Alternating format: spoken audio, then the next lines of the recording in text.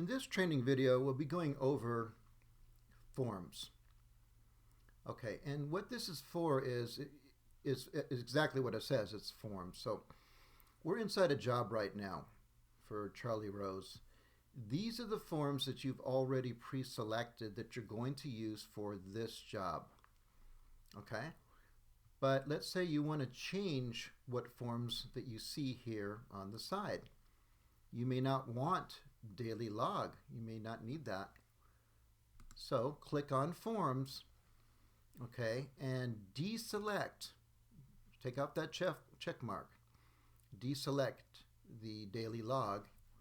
Click save, and you will see that daily log is gone. Okay, so it's the forms that show up within this job. If you're going to deselect one of these jobs, I should say forms, excuse me. If you deselect one of these and you decide to put it back, you need to realize that it will not have all the logs that were there in the beginning because you deselected it. You'd have to start a brand new job. So be sure that what forms you're going to use, you keep them there until you're done with this job. Okay? Because going forward, when you start a new job, then you select these. But if you started a job and then deselected in the middle of a job, you're going to lose that information. Okay. Now let's do this again so everybody can understand. So let's say that for some reason you were asked to stop your job. Okay, nobody wants to hear that, but it can happen once in a while. Well, I just selected that. Now you click save. Okay, and you now have the work stoppage form here. You literally now have this form at your disposal just by clicking on forms. Very powerful. Forms is here at the top in blue, and then all your forms will show up within that job right then and there. So now that we have this form that we selected, it was deselected before, I'll click on, and then here's your work stoppage form.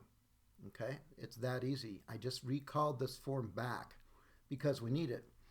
Or you may not need one of these other forms, but now you know how to do it. You just go into the forms within a job, and I'm going to deselect work stoppage, okay, because I don't need it in this job.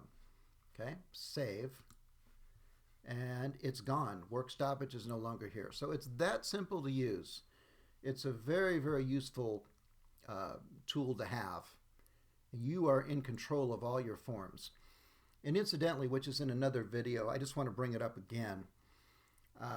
We also have Form Builder. That is a very powerful tool, but that's a whole nother video, but it's just worthwhile to mention it again. Form Builder, you can build whatever type of a form you want. It's literally a program within this big program. It's a whole nother program unto itself. And that form that you built under Form Builder can go right there. But anyway, this is your forms, and this is the ones you would select. One last time, being redundant here, but I just want everybody to understand. You want antimicrobial to show up here, just like there? Well, it's checked off and it's showing. You don't want it to show, you just deselect it. Okay? And then you would save your changes, and it's that easy. To your success, and thank you for watching.